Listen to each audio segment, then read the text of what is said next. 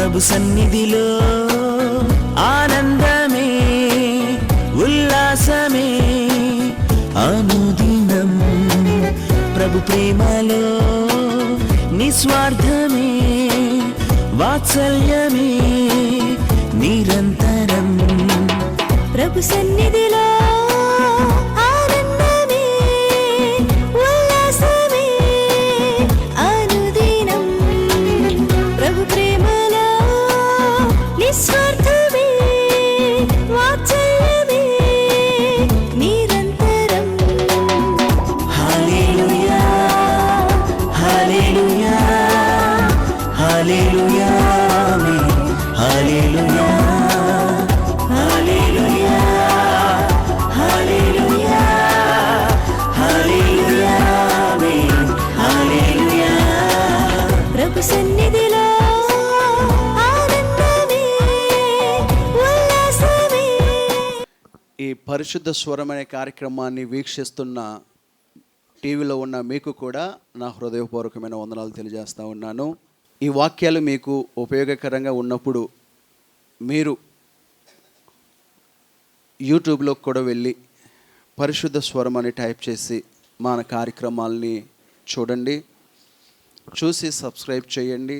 అలాగే మీకు మేలుకరంగా ఉంది అనుకుంటే ఇతరులకు పంపండి. ఒక్క ఫోన్ కాల్ చేసి అప్రిషియేట్ చేయండి. అలాగే మీ సమస్యలను మాతో పంచుకోండి. మా సంఘం అంతా మీ కొరకు ప్రార్థన చేస్తాం. దేవుని యొక్క వాక్యాన్ని ధ్యానం చేసుకుందాం. ఈరోజు ఆదివారం కాబట్టి మనం కీర్తన గ్రంథంతో వాక్యాన్ని మొదలు పెడుతున్నాం. మన వాక్యం యొక్క టైటిల్ ఏంటంటే బలురక్కసి చెట్లలో వల్లి పద్మం. ఇందును గూర్చినటువంటి పూర్తి సమాచారాన్ని మీకు నేను అందిస్తాను. దానికంటే ముందు మనం చదివినటువంటి కీర్తన గ్రంథం అనుబంధ కీర్తన కూడా ఒకసారి చూద్దాం. దావీదు భక్తుడు 14వ కీర్తన రాస్తూ మొదటి వచనం ఏమని చెప్తున్నారంటే, దేవుడు లేడని బుద్ధిహీనులు తమ హృదయములో అనుకుంటారు, వారు చెడిపోయిన వారు అసహ్య కార్యములు చేయుదురు, మేలు చేయువాడు ఒక్కడును లేడు. చాలు. ఈ కీర్తన భాగమును రాస్తున్నటువంటి దావీదు ఎలాంటి సందర్భములో ఈ కీర్తనను రాసి ఉంటాడు అని ఆలోచించినప్పుడు ఈ కీర్తన తనకు ఏదో బాధ కలిగించే విషయం ఒకటి జరిగింది. తనకు సహాయం అందలేదు. బుద్ధిహీనులతో తనకు కొంత విసుగుదల, కొంత బాధ కలిగింది. అది తనకు కీర్తన రాయడానికి దోహదం కలుగు చేసిన సమయం సందర్భంగా రాసి ఉంటాడని నేను నమ్మి దాని గురించి ధ్యానిస్తూ ఉన్నప్పుడు దేవుడికి ఒక విషయాన్ని నాకు బయలుపరిచాడు. దానిని మీకు తెలియచేస్తాను. ఎవరండి బుద్ధిహీనుడు? అదే తెలుగు భాష బైబిల్లో అయితే ఇది గ్రాంధిక భాష. అది వాడుక భాషలో ఏమని ఉంటుందంటే మూర్ఖులు అని ఉంటుంది. ఏమని? మూర్ఖులు అంటే మనం వాడుకునే పదం కాబట్టి మనకు అందరికీ తెలుసు. మూర్ఖులు అంటే ఎవరి మాట వినని వారు అని అర్థం. అంతేనా? మీ పిల్లలు మీ మాట వినకపోతే మీరేమంటారు? అంతేనా? ఎవరి మాటకు లోబడని వారు, తమకు నచ్చినట్లుగా చేసుకుంటూ పోయేవాళ్ళు, కొంచెం ఇబ్బంది పెట్టేవాళ్ళు, పరిస్థితిని తారుమారు చేసేవాళ్ళని మనం తొందరగా బుద్ధిహీనులు లేకపోతే మూర్ఖులు అని అంటాం. అలాగే బైబిల్ గ్రంథం కూడా ఎవరిని మూర్ఖులు అంటుందంటే దేవుడు లేడు అని చెప్పుకునే వారిని మూర్ఖుల సంఖ్యలోకి తీసుకొస్తుంది. ఈ మూర్ఖులు ఏం చేస్తారు అంటే దేవుడు లేడని దేవుని గురించి వ్యర్థమైన మాటలు మాట్లాడతారు. ఇంకా వాళ్ళు ఏమంటారు అంటే దేవుడు లేడు కాబట్టి నా జీవితానికి, నా సామ్రాజ్యానికి, నా బతుక్కి నేనే దేవుణ్ణి. వీళ్ళను లోకం కూడా ఒక మాట అంటుంది, నాస్తికవాదులు. ఏమని? వాళ్ళు దేవుని గురించి చర్చోపలు చేస్తారు. చివరికి ఆ చర్చ కూడా దేవునిపైన ఆధారపడేలాగా వదిలేస్తారు. నాస్తికులు దేవుడు లేడని అంటారులే, కానీ చివరికి వారు దేవుణ్ణి తెలుసుకున్న నాస్తికులు చాలామందే ఉన్నారు. తమ హృదయాల్లో అనుకుంటారు ఏమని? దేవుడు లేడు అని. కానీ సరైన సమస్య వచ్చినప్పుడు, సరైన పరిస్థితి వచ్చినప్పుడు తప్పకుండా ఆ పరిస్థితి వారిని దేవుడి దగ్గరికి తీసుకొని వస్తారు వాళ్ళ గురించి దావీదు డైరెక్ట్గా ఏమని మాట్లాడుతున్నాడంటే వాళ్ళు చెడిపోయిన వారు కాబట్టే దేవుడు లేడని అంటారు. దేవుడు ఉన్నాడు అనేవాళ్ళు దేవుని భయం కలిగి పాపానికి, శాపానికి, కాస్త చెడు కార్యాలు చేయడానికి వెనకడుగు వేస్తారు. తల్లిదండ్రులు చూడకపోయినా, భార్య బిడ్డలు చూడకపోయినా, లేదా సమాజం నన్ను గమనించకపోయినా నన్ను దేవుడు చూస్తున్నాడనే భయం ఎవరికి ఉంటుంది? దేవుని నమ్మిన బిడ్డలకు ఉంటుంది. మరి విచ్చలివిడిగా రెక్లెస్గా బతికే వాళ్ళు ఎవరు అంటే దేవుడు లేడు అని చెప్పేవాళ్ళు తమకు నచ్చినట్లుగా జీవిస్తారు, మాట్లాడతారు. అటువంటి వారి జీవితంలో ఒక క్రమశిక్షణ అనేది కానీ, భయభక్తులు అనేవి కానీ, తగ్గింపు అనేది కానీ, లేదా సాత్వికము కానీ, లోబడే తత్వం కానీ వారిలో ఉండదు. అటువంటి వారిని బట్టి దావీదు కొన్ని మాటలు ఇంకా క్రిందకు రాస్తూ ఉన్నాళ్లే, కానీ వాళ్ళ గురించి ఇంకొక మాట కూడా అంటున్నాడు, వాళ్ళు మేలు కూడా చేయరంట. ఏం చేయరండి? ఒకవేళ పొరపాటున అటువంటి వాళ్ళు మేలు చేసినప్పుడు, మేలు పొందుకున్నవారు, మీరు మంచిగా మేలు చేశారు, దేవుడు మిమ్మల్ని దీవించినగాక అని తిరిగి దీవెన వచనం పలికారనుకోండి, వాళ్ళు ఏం చేస్తారు తెలుసా? దేవుడు ఎక్కడున్నాడు? నీకు సహాయం చేసింది నేను కదా, నువ్వు ఎక్కడో కనబడని దేవుణ్ణి, లేని దేవుణ్ణి ఎందుకు తీసుకొస్తున్నావు అంటూ వాళ్ళు అక్కడ అసహనాన్ని వ్యక్తపరుస్తారు. అయితే దేవుడు కనబడలే, కానీ దేవుడు ఉన్నాడు. దేవుడు ఉన్నాడని నమ్మిన వారు ఏం చేస్తున్నారు అంటే సహాయం పొందుకుంటున్నారు. మూర్ఖుల ద్వారా కూడా దేవుడు కానుకలు తీసుకుంటానని వాక్యం చెప్పారు. మూర్ఖులను కూడా దేవుడు తన బిడ్డలకు సహాయం చేసేవారిగా దేవుడే వాడుకుంటాడు. కాబట్టి ఆ మూర్ఖుల గురించి మనం కొన్ని విషయాలు తెలుసుకుందాం. ఈ యొక్క వాక్యాన్ని మనం లోతుగా అర్థం చేసుకుందాం. పరమగీతములు 2వ అధ్యాయము మొదటి 2 వచనాలు చదువుదాం. నాకు పరమగీతములు అంటే చాలా ఇష్టం. నేను చిన్నప్పుడు దేవుని యొక్క వాక్యాన్ని వినే ఒక బాలుడిగా ఉన్నప్పుడు పరమగీతాలు, లేకపోతే ప్రసంగి, పాత నిబంధన, ప్రకటన గ్రంథం చాలా కష్టతరమైనవి, అవి చాలా లోతైనవి, ఎవరికి అర్థం కావు అని వాటి గురించి చెప్తా ఉంటే నిజమేనేమో, అవి నిజంగా అర్థం కావేమో అని అనుకునేవాడిని. కానీ దేవుని యొక్క సేవలో అడుగుపెట్టిన తర్వాత పరిశుద్ధ గ్రంథాన్ని మీకు బోధించాలంటే మొదట నేను నేర్చుకోవాలి కదా. బైబిల్ ట్రైనింగ్లో ఇవన్నీ అనుభవాలతో కూడా నేర్పించరు. ఏదో వాళ్ళకున్న థియరీ మనకు నేర్పించేస్తారు తప్ప అంతకు మించి ఏమీ ఉండదు. కానీ వాక్యము, అనుభవం అనేది మన జీవితంలో వస్తూ ఉన్న పరిస్థితులను బట్టి, మన వాక్యాన్ని ధ్యానించే దాన్ని బట్టి మనకు అర్థమవుతుంది. కాబట్టి నాకు ఇప్పుడు పరమగీతములైన ఏ అధ్యాయమైనా అంత కష్టమేం కాదు, వింటున్న మీకు కూడా అంత కష్టమేం కాదు. దాని గురించి ఆలోచిస్తే, ధ్యానిస్తే, అది ఎందుకు రాయబడింది, ఎప్పుడు రాయబడింది, ఎవరి గురించి రాయబడింది, దేవుడు ఎందుకు దాన్ని ఇక్కడ మెన్షన్ చేశాడు అనే విషయాలు మనం ఆలోచిస్తే దానికి ఉన్న సమాచారం మనకు అందేస్తుంది. హల్లెలూయా. బైబిల్ చదవడం కష్టమేమీ కాదు, బైబిల్ ధ్యానించడం కష్టమేమీ కాదు. అందులో ఉన్న సంగతులను ధ్యానం చేయడం ద్వారా మనం మరింతగా దీవించబడతాం. ఇప్పుడు 2వ అధ్యాయం ఏం చెప్తుంది? మొదటి 2 వచనాల్లో అంటే, నేను షారోను పొలములో పూయు పుష్పము వంటి దానను, లోయలలో పుట్టు పద్మము వంటి దానను, బలురక్కసి చెట్లలో వల్లి పద్మము కనబడునట్లు స్త్రీలలో నా ప్రియురాలు కనబడుచున్నది. చాలు. ఈ 2 వచనాలు బుద్ధిహీనులను గురించి వాక్యం ఆలోచిస్తూ ఉన్నప్పుడు దేవుడు ఇచ్చినటువంటి వచనం ఇది. నేను అని తన గురించి తాను మాట్లాడుతూ ఇక్కడ ఎవరో రాస్తున్నారు. ఈ పరమగీతాల్లో 2 ఉన్నారు ముఖ్యమైన వ్యక్తులు. ఒకటి ప్రియుడు, మరొకటి ప్రియురాలు. ఈ మాటలు అయితే ప్రియుడు చెప్పు ఉండాలి, లేకపోతే ప్రియురాలు చెప్పు ఉండాలి. ప్రియుడు అంటే క్రీస్తు ప్రభువే. ఇక దాని గురించి లోతైన మాటలు మనకు వద్దులే, కానీ ప్రియుడు అంటే ఎవరు? యేసు ప్రభువే. ప్రియురాలు అంటే సంఘమే. ఇప్పుడు సంఘం చెప్తుందా, క్రీస్తు చెప్తున్నాడా? ఈ అధ్యాయంలో ప్రియుడు చెప్తున్నాడా, ప్రియురాలు చెప్తున్నదా అంటే మొదటి మాట చూడండి, నేను షారోను పొలములో పూయు పుష్పము వంటి దానను. అంటే పుష్పము అనేది ఎక్కువగా ఎవరిని పోలుస్తారు? స్త్రీలని పోలుస్తారు. యేసుక్రీస్తు ప్రభువుని గురించి కూడా ఇటువంటి పదం ఒకటి రాయబడింది 53వ అధ్యాయంలో. ఏమని అంటే 2వ వచనంలో, అతడు లేత గడ్డి మొక్క వలె అతని ఎదుట పెరిగాడు. హల్లెలూయా. కానీ యేసయ్య పూలతో పోల్చబడలేదు. అర్థమైందా? 53వ అధ్యాయం తీయండి ఒకసారి. యెషయా గ్రంథం 53వ అధ్యాయము. ఎండిన భూమిలో లేత మొక్క వలెను, మొలిచిన మొక్క వలెను అతడు ఆయన ఎదుట పెరిగెను. లేత మొక్క ఎండిన భూమిలో మొలిచిన మొక్క వలె అతడు పెరిగాడు. యేసుక్రీస్తు ప్రభువారు ఒక మొక్కతో పోల్చబడ్డారు. సంఘము ఒక పుష్పముతో పోల్చబడింది.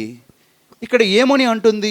నేను ఎలా ఉన్నాను, నా స్థితి ఎలా ఉంది అని అంటుంది.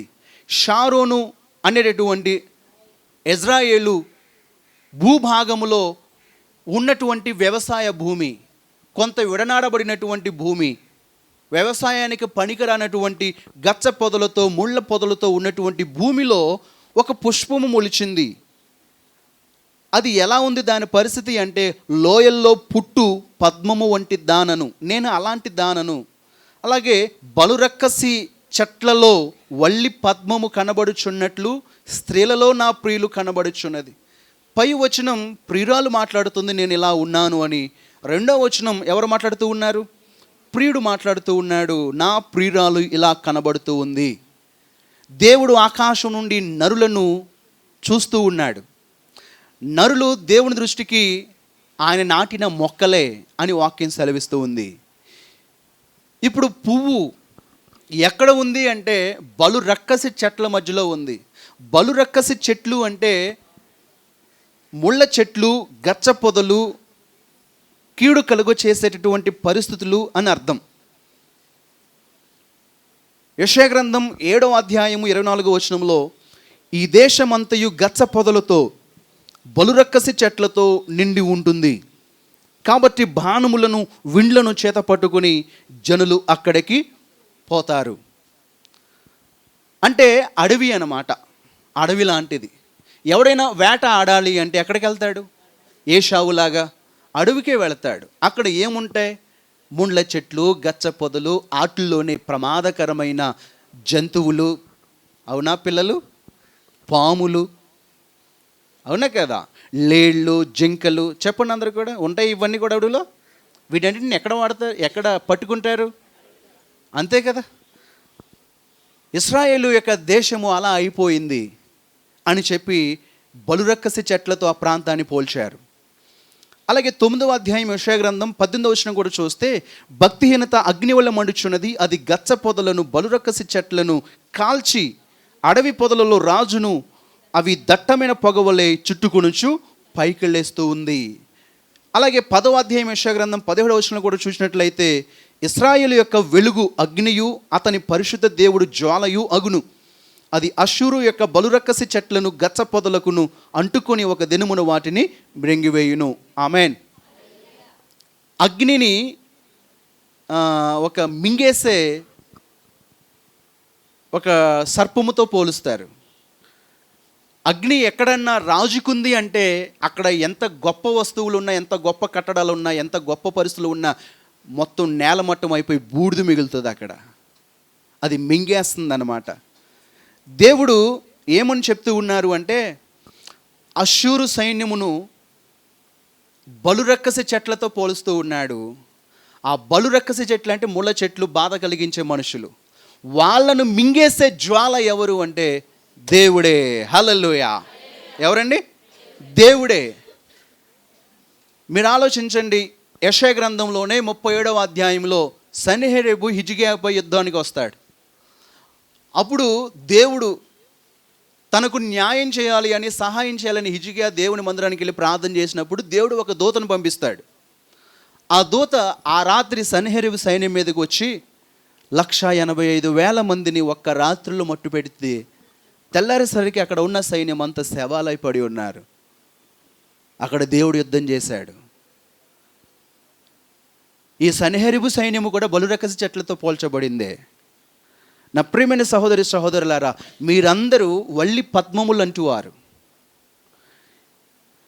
మీలో చాలామంది ఇదివరకు ఉన్న మనుషులుగా లేరు. ఇప్పుడు మీరు సాధువులుగాను, నెమ్మది కలిగిన వారుగాను, మీరు నిజంగా పుష్పముల వంటి వారుగాను ఉన్నారు. ఇంతకుముందు ముళ్ళ వంటి వారు.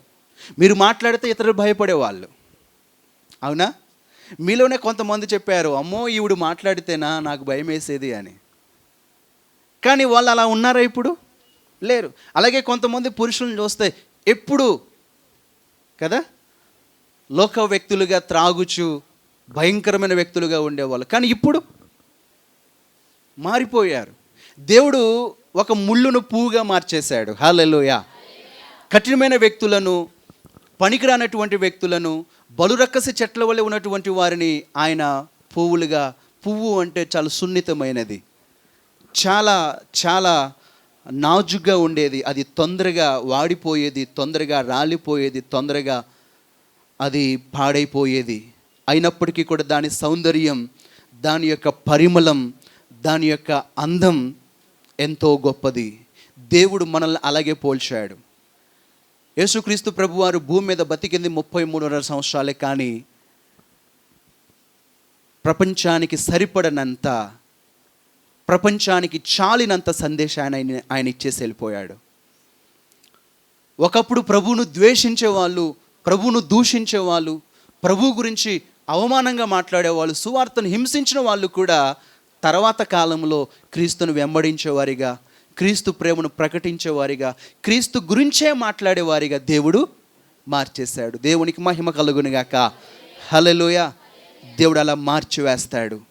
ఇప్పుడు వల్లి పద్మము వలె ఉన్న సంఘం ఎక్కడ ఉంది అని మనం ఆలోచిస్తే, ఈ సంఘం మన బ్రతుకులు ఎలా ఉన్నాయి అంటే చాలా సందర్భాలలో ఇదేంటి నా చుట్టూ ఇలాంటి మనుషులు ఉన్నారు, నేనేంటి ఇలాంటి మనుషుల మధ్యలో ఉన్నాను, నా పరిస్థితి ఏంటి ఇలా ఉంది అని మనం మన చుట్టూ దెబ్బలాడే వాళ్ళతో కానీ, లేకపోతే మనకు ఇరిటేషన్ కలిగించే వాళ్ళని గురించి కానీ, ఎప్పుడు మనతో ఇబ్బంది కలిగించే వాళ్ళ మధ్యలో ఉండి మనం బాధపడుతూ ఉంటాం.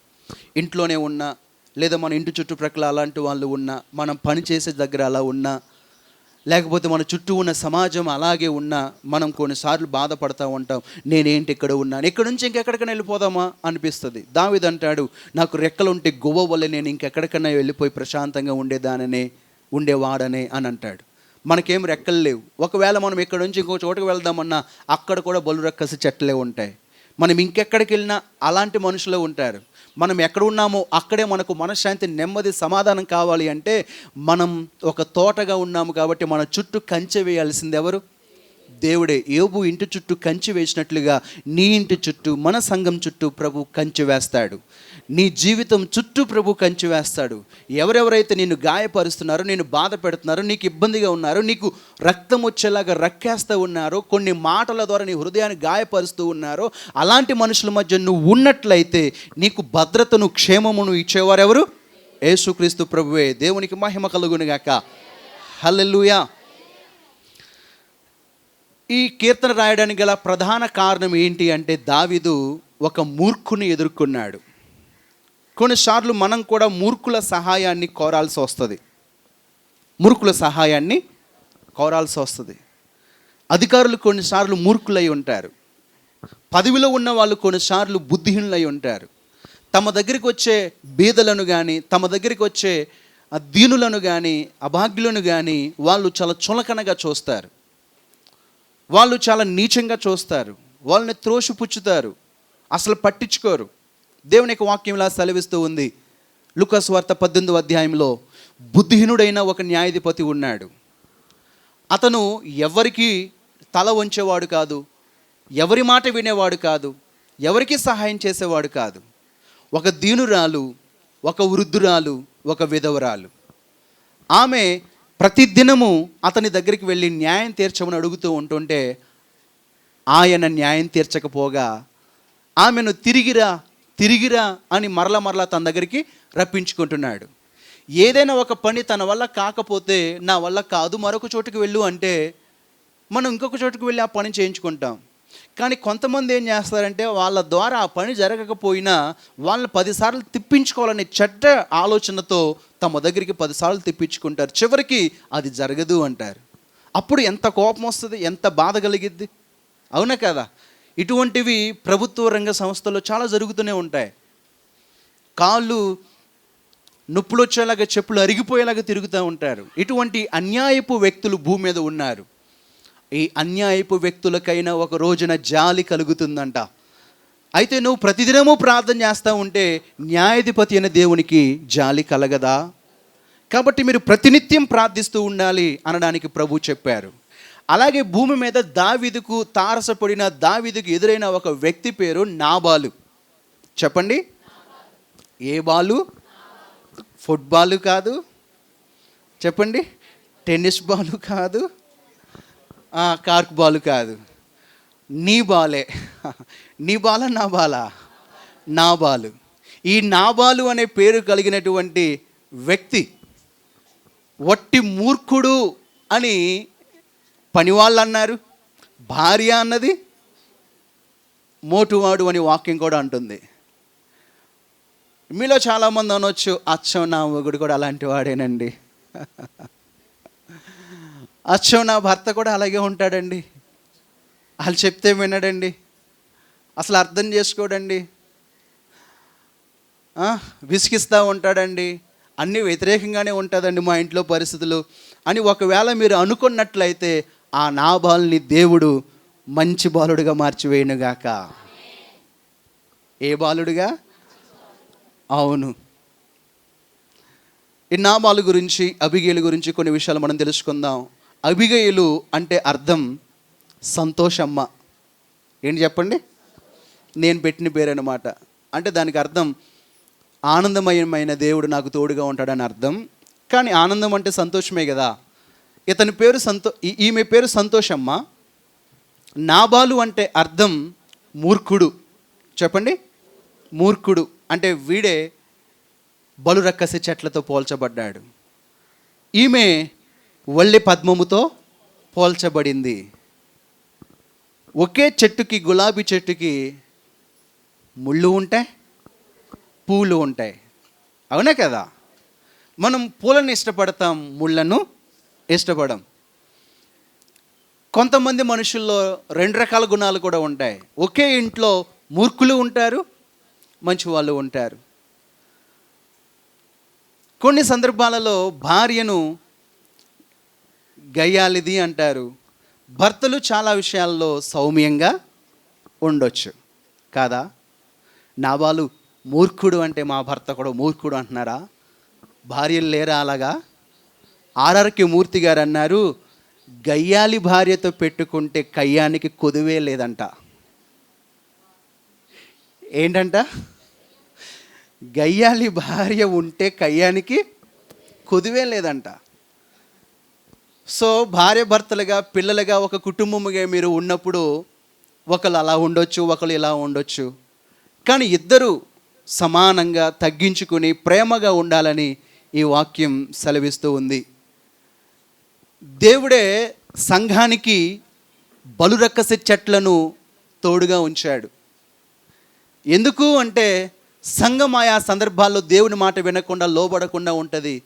అప్పుడు ఆ అన్ని జనుల చేతులకు దేవుడు అధికారాన్ని ఇచ్చి దేవుని బిడ్డలను బాధ పెట్టే విధంగా దేవుడే వారిని రేపుతాడు. అప్పుడు వాళ్ళు వచ్చి మన మీద పడ్డప్పుడు మనం ఏం చేస్తాము అంటే, దేవా నేను దిక్కులేని వాడిని నాయన, నన్ను క్షమించు నాయన, నిన్ను మర్చిపోయాను, నీకు దూరం అయిపోయాను, ప్రభువా నేను నీ తట్టుకు తిరిగాను, నా తట్టుకు తిరుగు అని మనం ప్రార్థన చేస్తాం. మనల్ని బాధ పెట్టడానికి దేవుడు ఇంకా మన శత్రువులను భూమి మీద ఉంచడం మన మేలు కొరకే. హల్లెలూయా.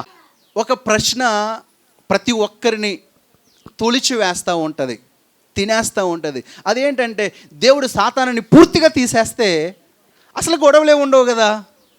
కాదా? చెప్పరే, నిజమా కదా? అసలు వాడు ఉండకూడదు, వాడు ఉంటేనే కదా గొడవలు. వాడిని తీసేస్తే బాగుంటుంది కదా అని అనిపిస్తుంది. వాడిని తీసేస్తే నువ్వు సైతానుగా మారిపోతావు.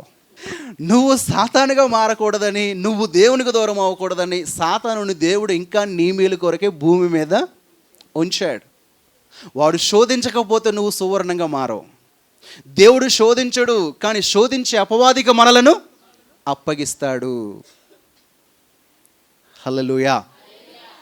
డాక్టర్ చాలా మంచోడే, కానీ డాక్టర్ చేతిలో ఉండే కత్తే మంచిది కాదు. అవునా కదా? వాడు ఆ కత్తితో పని చేయకపోతే నీకు ఆపరేషన్ జరగదు. దేవుడు మంచివాడే, కానీ సాతానుని దేవుడు తన చేతిలో తన గుప్పిట్లు పెట్టుకున్నాడు.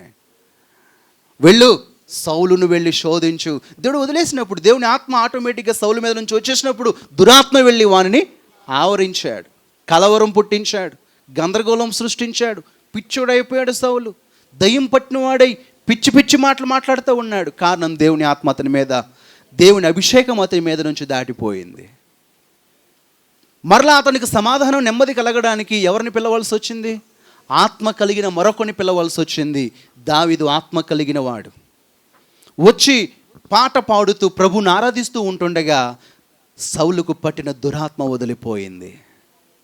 ఈ రోజున నీ ఇంట్లో ఉన్న దురాత్మ నిన్ను వదిలిపోవాలన్నా, నీ భార్యను వదిలిపోవాలన్నా, నీ భర్తను వదిలిపోవాలన్నా, నీ బిడ్డలను వదిలిపోవాలన్నా నువ్వు చేయాల్సిన పని కూడా ఒకటే, దేవునికి స్తుతించడం, దేవుణ్ణి ఘనపరచడం, దేవుణ్ణి మహిమపరచడం నువ్వు చేయాలి. అప్పుడు దేవుడు నీకు విడుదల ఇస్తాడు. సంఖ్యాకాండం 33:55 చదివితే దేవుడే కొంతమంది శత్రువు జనాంగాన్ని ఇశ్రాయేలులకు ఉంచాడు. కారణం వారిని గుణవంతులుగా తీర్చిదిద్దడానికి. అయితే మీరు మీ ఎదుట నుండి ఆ దేశ నివాసులను వెళ్ళగొట్టని యెడల మీరులో ఎవరిని వారిలో ఉండనిచ్చెదరో వారు మీ కనులలో ముండ్లుగాను మీ ప్రక్కలలో శూలముగాను ఉండి మీరు నివసించు ఆ దేశంలో మిమ్మును బాధ పెట్టెదరు. చాలు. దేవుడు ఇశ్రాయేలుతో ఏమని చెప్పారు అంటే, మీరు కనాను భూమిలో అడుగుపెట్టిన తర్వాత అక్కడ ఉన్న కనానీయులను మొత్తం మీరు తోలివేసి మీరు అక్కడ ప్రశాంతంగా ఉండండి అన్నారు. కానీ ఇశ్రాయేలులు ఏం చేశారంటే కొంతమందిని తోలివేయకుండా గిబియోను లాంటి వాళ్ళను తమతో ఉంచుకున్నారు. ఇంకా కొంతమంది జాతులను వారు సంపూర్ణంగా తుడిచివేయలేకపోయారు. దానివల్ల ఏమైంది అంటే వాళ్ళకు తర్వాత శోధనగా మారింది, వేదనగా మారింది, వారికి బాధ కలిగించే వారిగా వాళ్ళు తయారైపోయారు. అలాగే మనం కూడా ప్రశాంతంగా బ్రతకాలి అంటే పాపాన్ని విడిచిపెట్టాలి. ఎన్ని పాపములను అంటే అన్నిటినీ విడిచిపెట్టాలి. నేను 93 విడిచిపెట్టాను, ఇంకా 3 కదా ఉంచుకున్నాను అని అంటే ఆ 3 కాదు, ఆ 3 చాలు నీకు మనశ్శాంతి లేకుండా చేయడానికి. పోనీ 2 వదిలేస్తాను, ఒకటిదాన్నే ఉంచుకుంటాను, ఇది వదలలేను, నా వల్ల కాదు అనుకుంటే ఆ ఒక్కటి చాలు నీ కళ్ళల్లో ముళ్ళుగా, నీ ప్రక్కలో శూలముగా ఉండటానికి. మనము సమస్తాన్ని విడిచిపెట్టాలని దేవుని యొక్క వాక్యం హెచ్చరిస్తూ ఉంది. ఇశ్రాయేలుతో ప్రభు అదే చెప్తూ ఉన్నాడు. ఇప్పుడు మనం 1 సమూయేలు గ్రంథం 25వ అధ్యాయంలోనికి వద్దాం. మూర్ఖుడు గారి గురించి కొన్ని విషయాలు నేర్చుకుందాం. 25వ అధ్యాయము 1వ వచనాన్ని మనం చదివినట్లయితే సమూయేలు యొక్క మరణం ఇక్కడ మనకు కనబడతా ఉంది. సమూయేలు మృతి నొందగా ఇశ్రాయేలులందరూ కూడుకొని అతడు చనిపోయినని ప్రలాపించుచు రామాలోనున్న అతని ఇంటి నివేశములో అతనికి సమాధి చేసిన తర్వాత దావీదు లేచి పారాను అరణ్యమునకు వెళ్ళిపోయాడు. నా విషయంలో కూడా సేవకుడు చనిపోయాడు. సేవకుడు చనిపోయిన తర్వాత అతనికి సమాధి కార్యక్రమాలు దావీదు దగ్గర ఉండి జరిగించారు. దావీదు అప్పటికే సౌలుకు దూరంగా, దేశానికి దూరంగా ఉంటూ బతుకుతూ తన ప్రాణాన్ని తాను కాపాడుకుంటూ ఉన్నాడు. అతడు పరవాసిగా ఉన్నాడు. అతడు ఇంకా రాజు అవ్వలేదు. ఆ సమయంలో అంత్యక్రియల బాధ, వేదన అక్కడ అలుముకుంది. ఆ బాధల్లో నుండి అతడు బయటకు వచ్చాడు. సేవకుని మరణం అనంతరం ఈ నాబాలు గురించి రాయబడిందంటే ఇది చాలా సీరియస్ విషయమే. సేవకుడు చనిపోయాడు అంటే ఆ ప్రాంతానికి చాలా నష్టమే, ఆ సంఘానికి చాలా నష్టమే, ఆ కుటుంబాలకి చాలా నష్టమే. ఆ సేవకుని విషయంలో, సమూయేలు విషయంలో ఇశ్రాయేలు అందరూ ఏడ్చారట. మామూలుగా కాదండి, బహుగా విలపించారంట, శోకము పెట్టారట. కొన్ని దినముల పాటు అతని విషయంలో వారు కోలుకోలేకపోయారట. కారణం సమూయేలును వారు ఒక మహాత్మునిగా భావించారు. ఎలాగా? మహాత్మునిగా భావించారు. ఒక మహాత్మునిగా, అనేకులకు మేలు కలిగించే వ్యక్తిగా ఎవరన్నా ఉండి రాజకీయ నాయకులు చనిపోతే వారి విషయంలో ఎన్ని మంచి కార్యాలు చేస్తారు కదా. వారిని జయంతులుగా లేకపోతే వర్ధంతులుగా గుర్తుపెట్టుకుంటూ ఉంటారు. వాళ్ళు చనిపోయినా వారి పుట్టినరోజులు చేస్తూ వాళ్ళు ఇంకా బతికున్నట్లుగానే చలామణి అయ్యేలాగా చేస్తూ ఉంటారు. అయితే సమూయేలు కూడా అంతకంటే గొప్ప వ్యక్తి. అతడు చాలా పరిచర్య చేసి సంఘాన్ని కాపాడిన వ్యక్తి. ఆదికాండం 50వ అధ్యాయము 10వ వచనంలో చదివినట్లయితే యాకోబు కూడా అటువంటి గొప్ప వ్యక్తే. ఒక జనాంగానికి తండ్రిగా ఉన్నాడు. అతను చనిపోయినప్పుడు కూడా అక్కడ ఇశ్రాయేలీయులు విలపించినట్లుగా చూస్తాం. సంఖ్యాకాండం 29వ వచనంలో కూడా 20వ అధ్యాయం 29వ వచనంలో కూడా అహరోను కూడా చనిపోయాడు. అహరోను విషయంలో కూడా ఇశ్రాయేలీయులు అలాగే చేశారు. ద్వితీయోపదేశకాండం 34:8వ వచనంలో మోషే చనిపోయాడు. తమ ప్రజలను నడిపించినటువంటి విడుదల కలిగించినటువంటి అహరోను మోషేలు చనిపోయినప్పుడు ఇశ్రాయేలీయులు అందరూ శోకము సముద్రం మునిగిపోయారు. 30 రోజుల పాటు వారు ఏడుస్తూ దుఃఖపడుతూ ఉండిపోయారు. ఈ దుఃఖం తీరక ముందే దావీదు సమూయేలు ప్రాంతాన్ని విడిచిపెట్టు పారాను అరణ్యంలోకి వెళ్ళిపోయాడు. ఆ పారాను అనే అరణ్యంలో అతడు ఆకలిగా ఉన్నాడు. తాను తిరుగుతూ ఉంటున్నప్పుడు కొన్ని మేకల మందలు, గొర్రెల మందలు కనబడుతూ ఉన్నాయి. అయితే దావీదు పారాను అరణ్యములో దాక్కుంటున్నాడన్న సంగతి తెలుసుకొని దావీదునకు భయపడి, ఆ రోజుల్లో గొర్రెలు దొంగిలించడానికి దొంగలు ఉండేవాళ్ళు. ఆ దొంగలు పారాను అరణ్యానికి రాకుండా దావీదు ఉన్నాడన్న సంగతి విని వారు దూరంగా వెళ్ళిపోయేవాళ్ళు. ఈ రీతిగా పారాను అరణ్యములో గొర్రెలు మేస్తూ ఉన్నటువంటి నాబాలు యొక్క మందకు ఇంత కీడు కూడా రాకుండా, నష్టం రాకుండా, ఇబ్బంది కలగకుండా దావీదు పుణ్యమా అంటూ నాబాలు యొక్క మందలు వర్ధిల్లాయి. నాబాలు మందలు విస్తరించాయి. అవి క్షేమంగా త్వరగా బాగుపడ్డాయి. అవి ఎక్కువయ్యాయి. కారణం అక్కడ దావీదు ఉండడం బట్టి. దేవుడు మనకు ఆశ్రయపురం, దేవుడు మనకు రక్షణధారం, దేవుడు మనకు కొండ కోట ఆయనే అయి ఉన్నాడు. ఆయన మనకు తోడుగా ఉంటే మనం కూడా ఫలిస్తాం.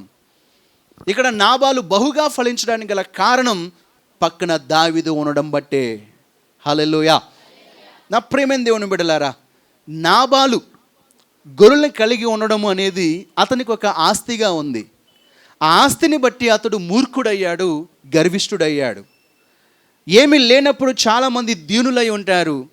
అన్ని కలిగినప్పుడు ఆ దినత్వాన్ని విడిచిపెట్టి మూర్ఖులుగాను, అహంకారులుగాను, గర్విష్ఠులుగాను, నాకెవడు సాటి, నాకెవడు ఎదురొస్తాడు, నేను అనే అహముతో నిండిపోయి వారు దేవునికి దూరం అయిపోతారు.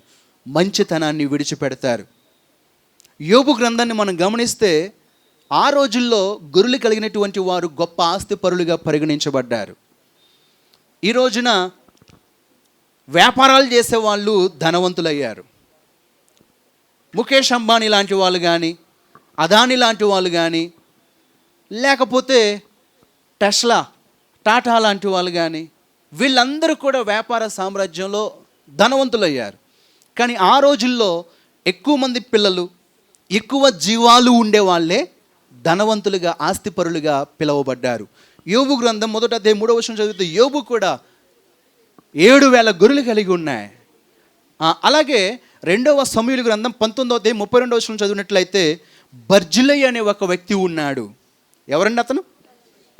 అతను దావీదుతో పాటు దావీదు సమకాలికుడుగా ఉంటూ దావీదుకు సహాయం చేయడానికి వచ్చాడు. అతనికి కూడా గొర్రెలున్నాయి. అతనికి కలిగినటువంటి గొర్రెల్లో కొన్నిటిని తీసుకొని మంచిగా ఆహారం వండి దావీదునకు ఆహారం పెట్టిన మంచివాడు బర్జిల్లై. మూర్ఖులు, దుర్మార్గులు భూమి మీద వర్ధిల్లుతారట. ఎవరు వర్ధిల్లుతారు?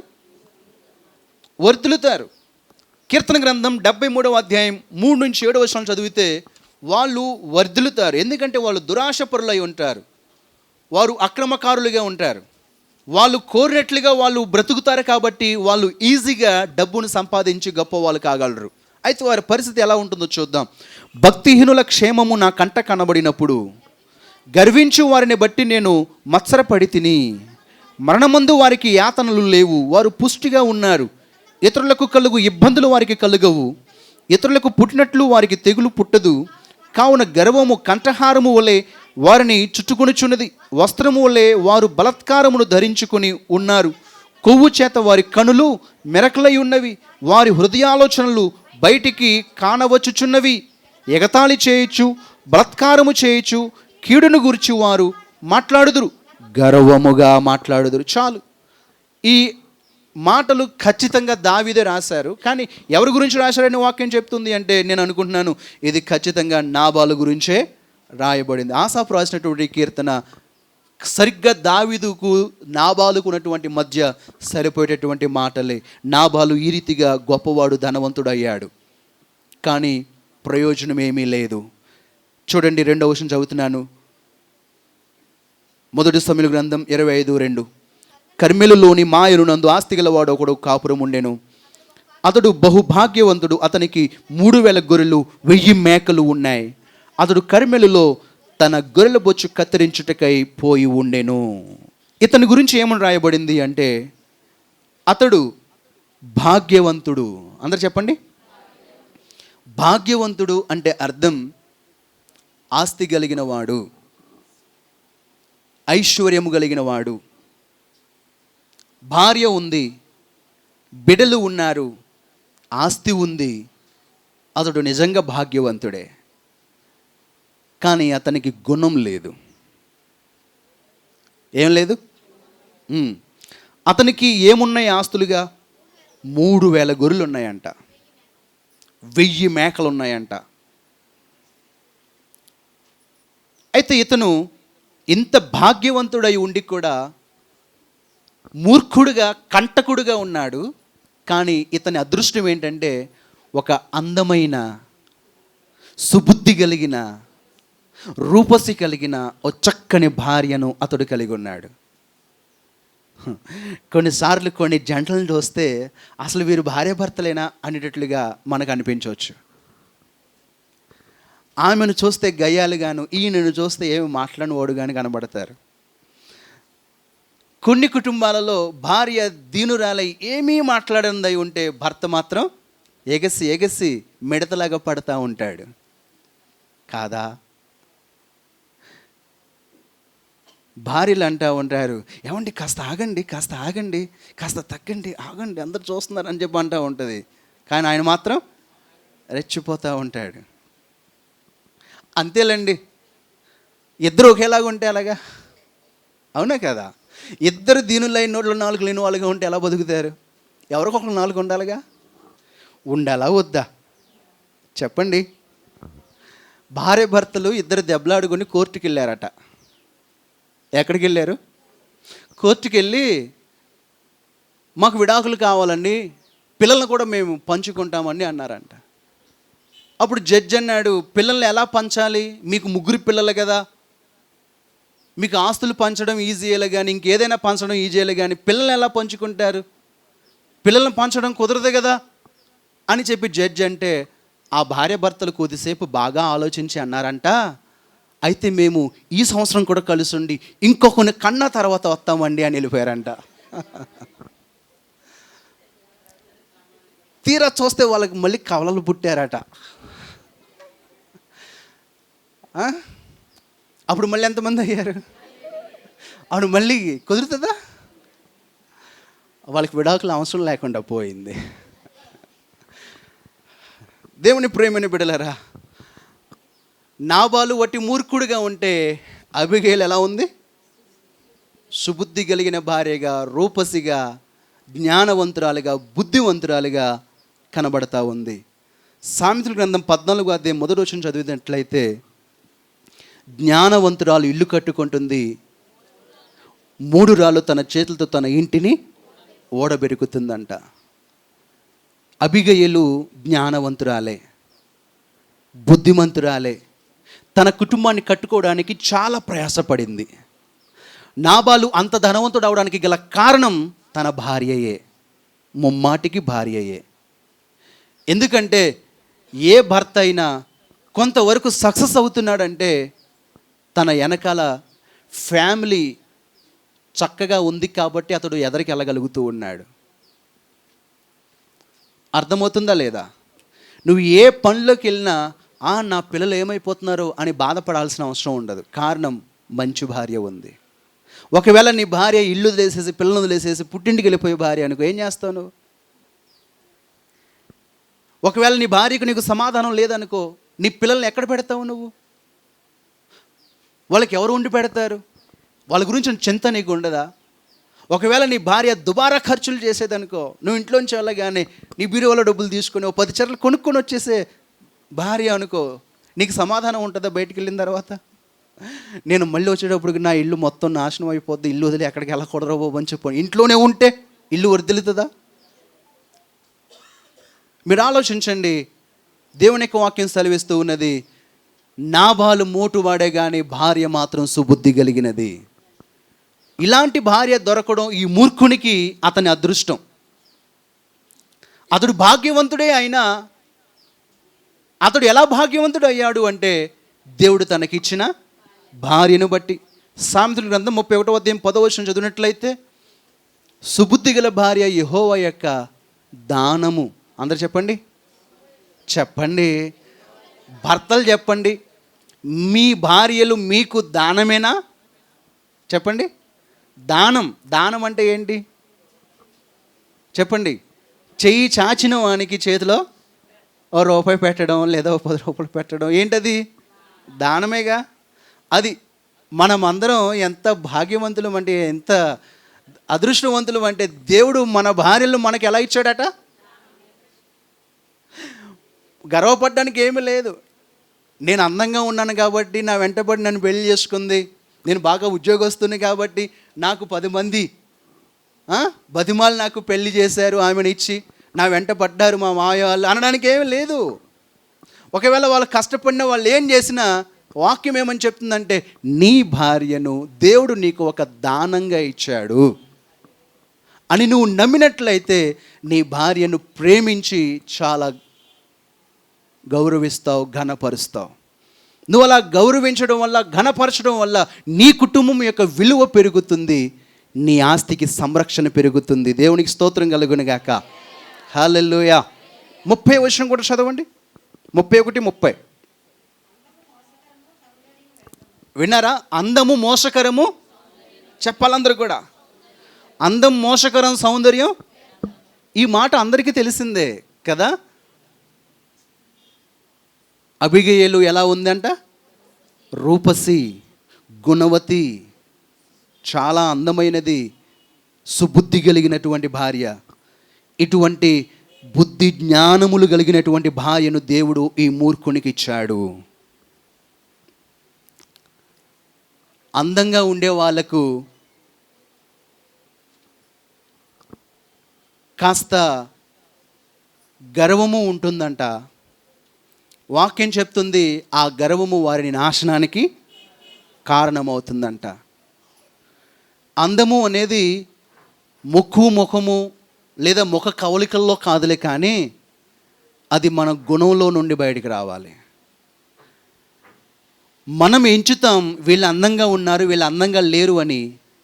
కానీ దేవుడు అంటున్నాడు, ప్రతి మనిషిని నా చేతులే సృష్టించాయి, ప్రతి మనిషిని నా చేతులే నిర్మించాయి, నా వ్రేళ్ళే నిర్మించాయి. 139వ కీర్తన 13వ వచనంలో, నేనే నా స్వహస్తములతో నిన్ను చేశాను. దేవుడు పక్షపాత? చెప్పండి. దేవుడు పక్షపాతి కానప్పుడు ఒకరిని అందహీనులుగా, ఒకరిని అందమైన వాళ్ళుగా ఆయన ఎందుకు చేస్తాడు? నేను ఇలా పుట్టి ఉండడం దేవుని కృప. అందరు చెప్పండి హల్లెలూయా. నేను అలా ఉంటే బాగుండేది, ఇలా ఉంటే బాగుండేది అని ఎవరిని ఎవరు పోల్చుకోవద్దు. దేవుడు నీకిచ్చిన ఈ రూపమును బట్టి దేవునికి కృతజ్ఞతలు చెల్లించు. 2 చేతుల పైకెత్తి దేవునికి స్తోత్రం చెల్లించు. హల్లెలూయా, హల్లెలూయా. నేను ఒక పాస్టర్ గారి ఇంటికి వెళ్ళాను. ఆ పాస్టర్ గారు వాళ్ళ పిల్లల్ని నాకు పరిచయం చేస్తూ ఉన్నారు. ఒక అమ్మాయి గదిలో ఉంది, ఇంకొక అమ్మాయి బయట ఉంది. మా చిన్నమ్మాయి అండి అన్నారు. ఓకే, హాయ్ అన్నాను. మా పెద్దమ్మాయి అండి, రా పాస్టర్ గారు వచ్చారు అని చెప్పి అంటే, ఆ అమ్మాయి వచ్చింది. ముఖమంతా కూడా ఏదో, నేను అనుకున్నాను అది ఒకవేళ ముఖమంతా కాలిపోయిందేమో, కాలిపోయిన ముఖమేమో అది. కాలిపోయిన తర్వాత చర్మం ఎలాగా అయిపోతే తెల్లబడిపోద్ది, అలా ఉందేమో అనుకొని, అయ్యో ఏమైందమ్మా నీకు అన్నాను నేను. అప్పుడు ఆమె చెప్పింది మీరు చెప్పినట్టు, మా అమ్మాయి కొంచెం తెల్లగా రావాలని చెప్పి ఇలాంటి ప్రయోగాలు చేస్తూ ఉంటుందండి అన్నాడు ఆయన. చేస్తున్నారా మీరు కూడా పిల్లలు? మనం పెంచుకోవలసిన అవసరం లేదు, తగ్గించుకోవలసిన అవసరం లేదు. దేవుడిచ్చింది చాలు. దేవునికి స్తోత్రం కలుగును గాక. హల్లెలూయా. అబిగేలుకి ఎవరు ఇచ్చారు అందం? ఆ రోజుల్లో ఉన్నాయా ఫేస్ మేకర్లు, బ్యూటీ పార్లర్లు? లేవు. నువ్వు ఎప్పుడు న్యాచురల్గా ఉండాలని దేవుడు కోరుకుంటున్నాడు. నువ్వు ఎలా ఉన్నావో అలా ఉండడమే దేవునికి ఇష్టం. విలియం కేరీ భార్య అంటుంది, ఏమండి ఎందుకు ఆ విగ్గు తీసేశారు? ఇప్పుడు దాకా విగ్గుతో ఉన్నారు కదా, మళ్ళీ మిమ్మల్ని ఎవరు గుర్తుపడతారు? మళ్ళీ పెట్టుకోండి అంటుంటే విలియం కేరీ అంటాడు కదా, నేను ఎలా ఉన్నానో అలాగే బ్రతకడం ఎప్పటి నుంచి స్టార్ట్ చేస్తున్నాను అని అన్నాడు. మళ్ళీ తాను చనిపోయే వరకు విగ్గును వాడలేదు. భారతదేశంలో విగ్గుతో పని, కానీ ఇప్పుడు అందరికీ ఉన్నాయి. హల్లెలూయా. ఓకే, మంచిది. మరి మూర్ఖుడు గారి గురించి కూడా కొన్ని విషయాలు తెలుసుకుందామా? మూర్ఖుడు ఎలా ఉన్నా మూర్ఖుడే. ఈ మూర్ఖుడు లేదా నాబాలు కాలేబు వంశానికి చెందినవాడు. ఏ వంశానికి? కాలేబు వంశానికి చెందిన. కాలేబు గురించి మీరు తెలుసుకుంటే, కాలేబు ఒక గొప్ప విశ్వాసి కొడుకు. చాలామంది విశ్వాసురాళ్ళు అంటారు, నేను విశ్వాసిని కాబట్టి నా బిడ్డ కూడా విశ్వాసియే. లేదు లేదు, ఎవరి విశ్వాసం వారికే, ఎవరి భక్తి వారికే. కానీ కొన్ని సందర్భాల్లో తల్లులు విడిచిన కన్నీరు, అవ్వలు విడిచిన కన్నీళ్ళు మనవళ్లకు లేదా కొడుకులకు దీవెనకరంగా అవి ప్రాప్తిస్తాయి. నీ తల్లి అయిన యూనికే లోయలో నేను చూశాను ఇలాంటి విశ్వాసం. వాళ్ళు నీ కోసం ఎంతగా ప్రయాసపడి ప్రార్థన చేశారో. తిమోతి నువ్వు ధన్యుడవు అంటూ పౌలు తిమోతి భక్తిని చూసి వాళ్ళ తల్లి అవ్వల యొక్క భక్తిని పోలుస్తూ ఉన్నాడు. ఆలోచించండి ప్రియమైన సహోదరి సహోదరులారా, నువ్వున్నట్లే నీ కొడుకు నీ కూతురు కూడా ఉండాలని నువ్వు కోరుకోవాలి. నువ్వు అలా కోరుకోవాలి అంటే నువ్వు అలా బ్రతకాలి. నువ్వు అలా బ్రతికితే నిన్ను చూసి నీ పిల్లలు అలాగా చేస్తారు.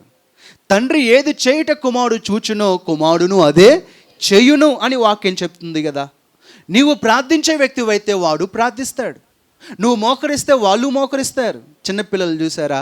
1.5-2 సంవత్సరాల పిల్లల్ని చూసారా? అప్పుడు ఉన్న భక్తి 10 సంవత్సరాల్లో ఉండదు. అవునా? 2 సంవత్సరాలు 3 సంవత్సరాల్లో ఉన్నప్పుడు ఒరే చప్పలు కొట్టరా అంటే తెక్కొట్టేస్తాడు. అరే పాట పాడరా అంటే ఆడికి వచ్చిన రాని పాటలు తెగ పాడేస్తూ ఉంటాడు. అవి చూసి మనం చాలా మురిసిపోతాం. కానీ అదే భక్తి కొనసాగుతుందా? కొనసాగదు. కానీ అది కొనసాగాలన్నది దేవుని యొక్క ఉద్దేశమై ఉన్నది. దేవునికి మహిమ కలుగును గాక. హల్లెలూయా. కాలేబు గొప్ప విశ్వాసి. కాలేబు గురించి దేవుడే 3 సార్లు రాయించాడు. కాలేబు నన్ను అనుసరించాడు అని. అతనికి నేను పాలు తేళ్లు ప్రవహించే భూమిలో స్వాస్థ్యమును అనుగ్రహిస్తానని, అడుగుపెట్టే గొప్ప అవకాశాన్ని ఇస్తానని ప్రభు కాలేబు గురించి ముమ్మార్లు మాట్లాడారు. దేవునికి మహిమ కలుగునుగాక. సంఖ్యాకాండం 13:30 ప్రభు అన్నారు. అలాగే 14:12 కూడా ప్రభు అంటున్నారు, గొప్ప విశ్వాసి పిల్లలు గొప్ప విశ్వాసులుగా అవ్వకపోవచ్చు, కానీ ప్రయత్నం చేస్తే ప్రార్థన చేస్తే తప్పకుండా అవుతారు. ఇప్పుడు కాలేబు వంశానికి ఒక చీడ పురుగులాగా, ఒక అపకీర్తి తెచ్చే విధంగా కాలేబునకు ఒక చెడ్డ వ్యక్తిత్వంగా ఆపాదించడానికి చేయడానికి ఈ ఒక్కడు చాలు. ఎవరు? నాబాలు అన్నట్లుగా ఉంది. నా ప్రేమైన దేవుని బిడ్డలారా, మనం ప్రార్థన చేయాలి మన కుటుంబం కొరకు. మన తల్లిదండ్రుల నుంచి మనకు చాలా సంక్రమిస్తాయి. అచ్చం మావయ్యలాగానే ఉన్నాడు అంటారు. అంటే జీన్స్. నీ తండ్రికి హార్ట్ అటాక్ ఉందా, నీ తాత ముత్తాతలకు ఉందా అని అడుగుతారు డాక్టర్లు. ఎందుకంటే వ్యాధులు కూడా వంశపారంపర్యంగా సంక్రమిస్తాయి. పిచ్చితనము కూడా, కొన్ని వ్యాధులు పిచ్చితనము కూడా సంక్రమిస్తాయి. ఈ రోజున ఎవరైనా పిచ్చి వాళ్ళుగా అయిపోతున్నారంటే కారణం అదే పిచ్చి గతంలో ఇంకెవరికో వాళ్ళ చుట్టాలకు ఉంది అని అర్థం, రక్త సంబంధులకు ఉందని అర్థం. అచ్చం నీ రూపమే నీ బిడ్డలకు రావచ్చు, నీ అందమే రావచ్చు, నీ హావభావాలు రావచ్చు, నీ యాటిట్యూడ్స్ రావచ్చు, కానీ నీ విశ్వాసం మాత్రం రాదు, నీ భక్తి మాత్రం రాదు. అది రావాలి అంటే నీ ప్రార్థన ద్వారా, నీ పెంపకం ద్వారానే అది వారికి సాధ్యమని వాక్యం చెప్తూ ఉంది. ఇప్పుడు మనం గమనించినట్లయితే ఈ సుబుద్ధి గల భార్య సుబుద్ధిలోనే కాదండి, కుటుంబాన్ని కాపాడడంలోనూ కూడా ముందుంది. ఎవరు? అబిగయలు. ఈ 25వ అధ్యాయము 13వ వచనం నుండి మనం చదివినట్లయితే తన భర్త దగ్గర దావీదు ఒక సహాయం కోరాడు. మీరు వెళ్ళి నాబాలుతో ఇలా చెప్పండి, దావీదు అనే నేను ఆకలిగొంటున్నాను, నాకు కొంచెం ఆహారానికి కొంచెం 2 గొర్రెలు పంపండి అని చెప్పి అడిగాడు. దావీదు సేవకులు వెళ్ళి నాబాలుతో మాట్లాడతారు, మా యజమానుడును నాయకుడు అయినటువంటి దావీదు నీ దగ్గర కొన్ని రొట్టెలు అలాగే గొర్రెలు అడిగారు ఆహారం కోసం అని అడుగుతారు.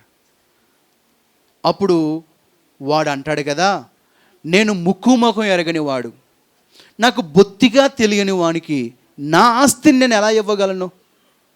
ఆకలితో ఉన్నవాడు అన్యుడా, క్రైస్తవుడా, మహమ్మదీయుడా, లేక ఇంకా ఎవరు, మా కులపోడా ఇంకో కులపోడా అనేది నువ్వు చూడకూడదు. నేను ఆకలిగా ఉన్నాను అన్నప్పుడు ఆహారం పెట్టడమే నీ పని. దేవునికి స్తోత్రం కలుగును గాక. హల్లెలూయా.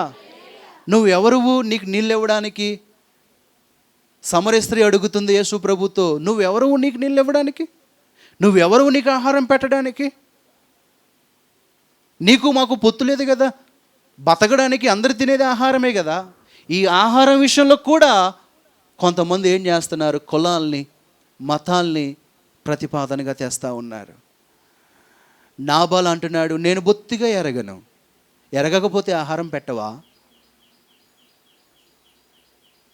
సౌలు అనే నాయకునికి ద్రోహం చేసి పారిపోయినవాడు అని దావీదుని ఎగతాళిగా మాట్లాడుతూ ఉన్నాడు. నీ దగ్గర సహాయం కోసం వ్యక్తిలో ఉన్న లోపాలు కాదు నువ్వు కనుక్కోవడం, అతనికి కావలసిన సహాయం అందించడం నీ గుణ లక్షణం అయి ఉండాలి. ఊరికనే కాదు ఇతన్ని మూర్ఖుడు అన్నది, ఊరికనే కాదు. దావీదు సేవకులు ఆకలితో ఉంటే వారికి ఆహారం పెట్టడానికి బదులుగా వాళ్ళలో ఎన్ని లోపములు వెతుకుతున్నాడో చూడండి. అరే నువ్వు పారిపోయినోడు, నువ్వు సౌలుకు ద్రోహం చేశావు, నీకా మేము ఆహారం పెట్టాల్సింది అంటూ ఎగతాళిగా మాట్లాడాడు. వీళ్ళు వెళ్ళి దావీదుతో అన్నారు, ఆహారం పెట్టడం సంగతి తర్వాత పెట్టండి అయ్యా, వాడు నిన్ను ఇలా మాట్లాడాడు అని చెప్పి సేవకులు దావీదు విషయం చెప్పారు. దావీదుకి ఎలా ఉంటుంది? దావీదు అప్పటికే సౌలు సైన్యంలో ముందుండి కొన్ని యుద్ధాలు చేసి వెళ్ళిన ప్రతి యుద్ధములో రక్తపాతం సృష్టించి విజయం పొందిన వీరుడు, గొల్లియాతును చంపిన బహుధీరుడు. ఇటువంటి రోషం కలిగిన దావీదునకు ఈ మాట చెవిన పడగానే, అరే కత్తులు ధరించండ్రా, నాబాలు సంగతి ఏంటో మనమే తేల్చేద్దాం. మన పుణ్యమా అంటూ మన శత్రువులు ఎవరు, అలాగే దొంగలు ఎవరు, నాబాలు ఆస్తిని కాజేయకుండా నాబాలు గొప్పవాడవడానికి మనం మేలు చేస్తే మనకు ఇంత కీడు తలపెడతాడా? ఈ మూర్ఖునికి తగిన గుణపాఠం చెప్పాల్సిందే, మీరు కత్తులు ధరించండి అని చెప్పగానే వీళ్ళందరూ కత్తులు ధరించారు. వాళ్ళు యుద్ధానికి బయలుదేరుతున్నారన్న సంగతి దావీదు సమీపంలో ఉన్న మంద కాపురులకు తెలిసింది. ఆ మంద కాపురులలో ఒకడు పరుగున వెళ్ళి సుబుద్ధి కలిగిన భార్యతో మాట్లాడుతున్నారు, వాళ్ళు నాబాలుతో మాట్లాడట్లేదు. ఎందుకంటే ఈ మూర్ఖునికి ఎవరు చెప్పినా ఒకటే, దావీదు వస్తున్నాడు అంటే వీడు మూర్ఖుడుగా యుద్ధానికి బయలుదేరతాడు, దావీదుకు ఎదురుగా నేను పోరాడలేననే ఆలోచన కూడా అతనికి ఉండదు. కాబట్టి సంగతిని ఎవరికి చెబితే పరిష్కారం అవుతుందో వాళ్ళతో చెబితేనే పరిష్కారం అవుతుందనే జ్ఞానం మంద కాపురులకు ఉంది. కానీ మంద యజమానుడైన నాబాలుకు లేదు. కొన్ని సందర్భాలలో యజమానులు మూర్ఖులుగా ఉంటే అతని కింద పనిచేసే వాళ్ళు బుద్ధిమంతులుగా న్యాయవంతులుగా ఉంటారు. నాబాలు మంద కాపురులు బుద్ధి కలిగిన వారిగా ఉన్నారు అంటే కారణం అబిగయల్ను బట్టి అనుకోవాలి. 31వ సామెతల గ్రంథం ఏమని చెప్తుంది? తన చేతులతో పని చేస్తుంది జ్ఞానవంతురాలైన భార్య. అలాగే తన పని వాళ్లకు పనిని పంచి పెడుతుంది. ఏ పని ఎవరు ఎలా చేయాలో చెప్తుందంట. అలాగే అబిగేలు తన పని వాళ్లకు కూడా బుద్ధిని, జ్ఞానాన్ని నేర్పించింది. కాబట్టి ఆ బుద్ధి కలిగిన వాళ్ళు, పని వాళ్ళు ఎవరికి చెప్తే బాగుంటుంది ఈ సంగతి అనేది వాళ్ళు ఆలోచన చేసుకొని నాబాలుకి వెళ్ళి చెప్పలేదు. ఏదైనా ఇలాంటి విషయాలు ఉంటే, యుద్ధం చేసే విషయాలు ఏమైనా ఉంటే ఇంట్లో పెద్ద మనిషిగా భర్తకు చెప్తారు. కానీ వీళ్ళు ఎక్కడికి వెళ్ళారు? భార్య దగ్గర. కారణం, ఆమె ఒక ఆత్మీయ తల్లిగా ఉంది, ఆమె జ్ఞానవంతురాలుగా ఉంది. ఆమెతో వెళ్ళి చెప్పారు. చదువుదాం ఇప్పుడు 13వ వచనం చదువుదాం. అంతటా దావీదు వారితో, మీరందరూ మీ కత్తులు ధరించుకొనుడు అనగా వారు కత్తులు ధరించుకొనిరి. దావీదు కూడా ఒక కత్తి ధరించి ఉండెను. దావీదు వెనుక దాదాపు 400 మంది బయలుదేరగా 200 మంది సామాను దగ్గర నిలిచిరి. పనివాడు ఒకడు నాబాలు భార్య అయిన అబిగేలు దగ్గరికి వెళ్ళి, అమ్మా ఏమంటున్నారండి? పనివాళ్ళు ఏమంటున్నారు? అందరు చెప్పాలి, కొంచెం చెప్పండి గట్టిగా. అమ్మా, లేకపోతే అమ్మగారు, అయ్యగారు, పేరు పెట్టి పిలవలే. మరొక రకంగా వీళ్ళు మాట్లాడతలేదు. అబిగేలు ఈ పని వాళ్ళకు కూడా ఒక తల్లిగానే ఉంది. ఎలా ఉంది? ఒక తల్లిగానే ఉంది. తన బిడ్డలను ఎలా పెంచి పోషించుకుంటుందో పని వాళ్ళను కూడా అలాగే దయతో చూస్తుంది. ఈ అబిగయలు ఎంత సౌందర్యవతి అయినా ఆమెలో దుర్గుణాలను కానీ వేరే కోణంలో కానీ పనివాళ్ళు చూడలేదు. ఒక తల్లినే చూడగలిగారు, ఆమె చూపించగలిగింది. దావీదు అరణ్యముల నుండి మన యజమానుని కుశల ప్రశ్నలు అడుగుటకై దూతలను పంపించగా అతడు వారితో కఠినముగా మాట్లాడాడు. కాబట్టి దావీదు చంపడానికి కొంతమందిని వేసుకొని వెంట వస్తున్నాడు అని చెప్పి ఏం చేశారండి? సమాచారాన్ని ఎవరికి అందించారు? చెప్పాలమ్మా. అప్పుడు అబిగేలు ఆలస్యం చేయలేదంట. అబిగేలు ఏం చేయలేదు? ఆలస్యం చేయలేదు. మరి ఏం చేసింది? 20వ వచనం చదువుదాం చూడండి. 19వ వచనం చదువుదాం. మీరు నాకంటే ముందుగా పోవుడి, అంటే కొంత కానుకను, అంజురపు అడలు, ద్రాక్ష గెలలు, వేచిన ధాన్యాలు, అలాగే గొర్రె మాంసం, అలాగే ద్రాక్షరసపు తిత్తులు, ఇవన్నీ కూడా పని వాళ్ళకి ఇచ్చి మీరు నాకంటే ముందు వెళ్ళండి, వెంటనే బయలుదేరండి. దావీదు మన మీదకి రాకముందే మనం దావీదుతో సమాధాన పడదాం. దేవునికి మహిమ కలుగునుగాక. సమాధానపరచువారు ధన్యులు, వారు దేవుని కుమారులు అనబడతారు. అబిగేలు దేవుని బిడ్డ. ఆమె సమాధానాన్ని కోరుకుంది. మూర్ఖుడు యుద్ధాన్ని కోరుకున్నాడు. నువ్వెవడవరా? నేను ధనవంతుణ్ణి. నువ్వెవడవరా? సౌలు దగ్గర నుంచి పారిపోయినోడివి, రా చూసుకుందాం అని యుద్ధానికి దిగేవాడేమో. అప్పుడు మొత్తం కుటుంబం అంతా కత్తి వాతకు నాశనం అయ్యే వాళ్ళేమో. అబిగయలు సమాధానపరిచే బిడ్డ. దావీదుతో మనకు యుద్ధం వద్దు, అతడు దేవుని దూత ముఖం లాంటి వాడు, అతనిపై అభిషేకం ఉంది, దేవుని యందు భయభక్తులు కలిగిన స్త్రీ కొనియాడబడుతుంది అన్నట్లుగా ఈమె అంటుంది, తొందరగా బయలుదేరండి అని. అక్కడ ఆలస్యం చేయకుండా వెంటనే బయలుదేరింది. అప్పటికే దావీదు శపథం చేసి ఉంచాడు. ఏమని? ఒక్కడ కూడా నాబాలు ఇంట్లో బతకడానికి వీల్లేదు. శపథం అంటే ప్రామిస్, ఒట్టు పెట్టుకోవడం. ఒట్టు పెట్టుకున్నారంటే ఆ రోజుల్లో ఖచ్చితంగా దాన్ని అహష్వేరోషు రాజు ఒట్టు పెట్టుకొని ఒక ముద్ర వేసిన తర్వాత అతను ఏమంటాడు? దీన్ని మార్చడానికి వీలు కాలేదు, కాబట్టి మీరు మరొక తీర్మానాన్ని, శాసనమును చేయండి అని మరలా శాసనాన్ని రాయించగలిగాడు. కొన్ని మాటలు మనం ఈజీగా మాట్లాడేవచ్చులే, కానీ ఆ మాటలను తిరిగి మార్చడం మన వల్ల కాదు. అందుకే మాట మాట్లాడే ముందు కొంచెం ఆలోచించి మాట్లాడాలి. ఆలోచించి మాట్లాడితే 5 మాటలే మాట్లాడతాం, అనాలోచనగా మాట్లాడితే 500 మాటలు. అవసరం లేని మాటలు ఎక్కువగా మాట్లాడకూడదు. దేవుని యొక్క వాక్యం ఎలా సెలవిస్తూ ఉంది? దావీదు శపథం చేశాడు. అయితే అబిగేలు ఏం చేసింది అంటే అక్కడికి వెళ్ళింది, దావీదు దగ్గరికి వెళ్ళింది.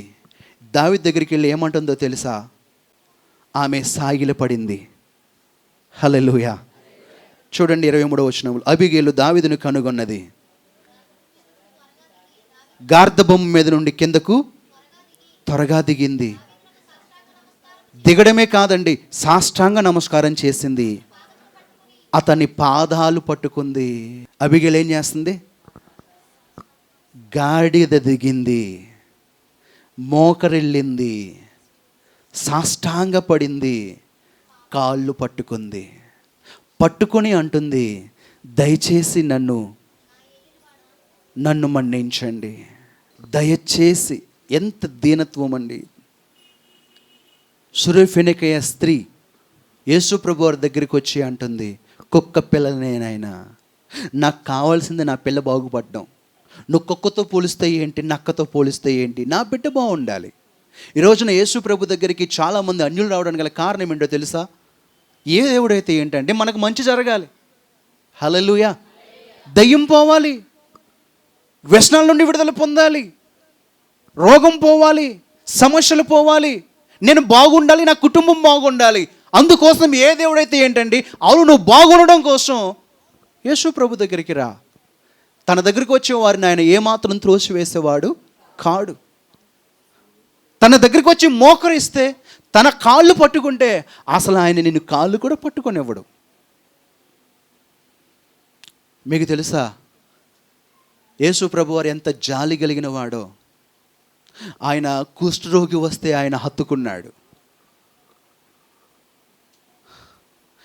ఒక రక్తస్రావపు స్త్రీ వచ్చి తన వస్త్రాన్ని ముట్టుకుంటే అసలు నాజీరు చేయబడిన వారు, లేదా ప్రత్యేకమైన వ్యక్తి, లేదా ఆ స్థానంలో ఉన్నటువంటి పరిశుద్ధుడు ముట్టుబట్టతో వచ్చినటువంటి స్త్రీని దగ్గరికి కూడా రానివ్వరు కదా, సరిహద్దులకు కూడా రానివ్వరు. నిజంగా కడగా ఉన్నటువంటి స్త్రీ పచ్చళ్ళ దగ్గరికి వెళ్ళకూడదంట. ఎక్కడికి? పట్టిన పచ్చళ్ళ దగ్గరికి వెళ్ళకూడదంట. వెళితే ఏమైపోతుంది చెప్పండి? నిజమేనా ఆ విషయం? నిజమేనా? అది నిజమో కాదో నాకు తెలియదులే, కానీ చాలామంది నిజమని నమ్ముతారు.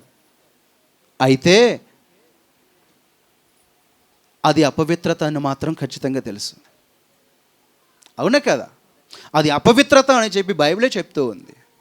అటువంటి స్త్రీ ప్రభువును వచ్చి ముట్టుకున్నప్పుడు, ప్రభువును ఆమె తాకినప్పుడు స్వస్థత పొందుకున్న వెంటనే ప్రభు అంటున్నారు కదా, కొంచెం గద్దించినప్పటికీ నన్ను ఎవరు ముట్టుకున్నారు అని ఆమెను బయటికి తీసుకొచ్చినప్పటికీ కూడా అంటున్నారు కదా, నీ విశ్వాసము నిన్ను స్వస్థపరిచినది, నీవు సమాధానం గల దానివైపోము. చప్పలు కూడా దేవుని స్తుతిద్దాం అందరం. టెన్షన్తో వచ్చింది, భయంతో వచ్చింది, నీరసంతో వచ్చింది, రోగంతో వచ్చింది, అందరిని దాటుకుంటూ వచ్చింది, యేసుని వెతుక్కుంటూ వచ్చింది, చివరకు యేసుని చేరగలిగింది. ఆమె అనుకున్నట్టుగా ఆయన వస్త్రాన్ని ముట్టుకోగలిగింది.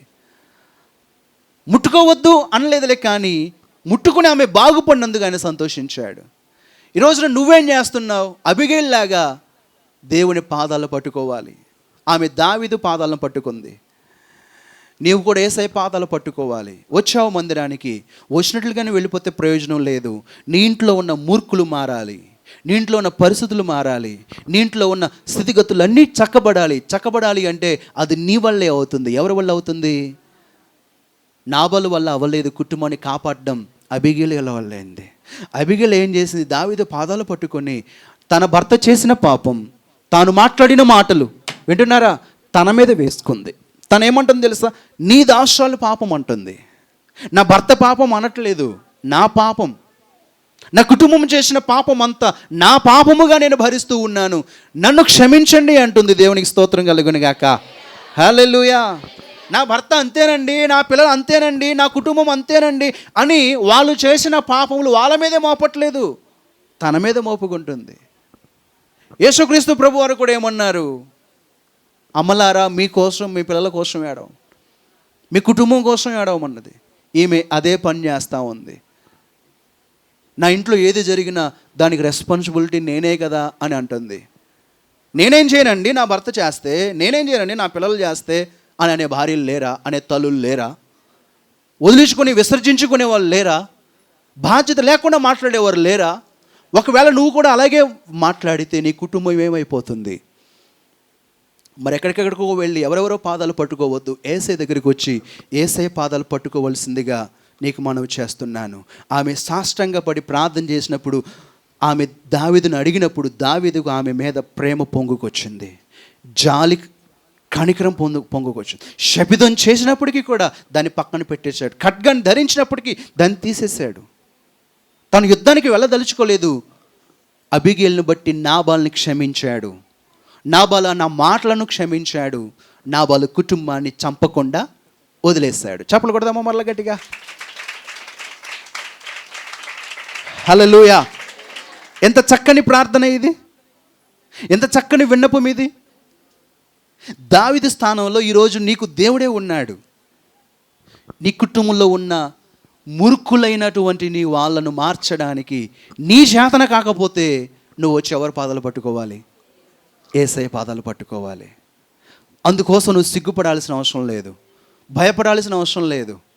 నువ్వు వస్తే దేవుడు ఇంకా నీ దగ్గరికి పరిగెట్టుకుని వస్తాడు. దేవుడు నిన్ను కరుణిస్తాడు. అబిగేలు తగ్గించుకుంది. 23వ వచనంలో ఎంత తగ్గించుకుందో మనం అక్కడ చూస్తూ ఉన్నాం.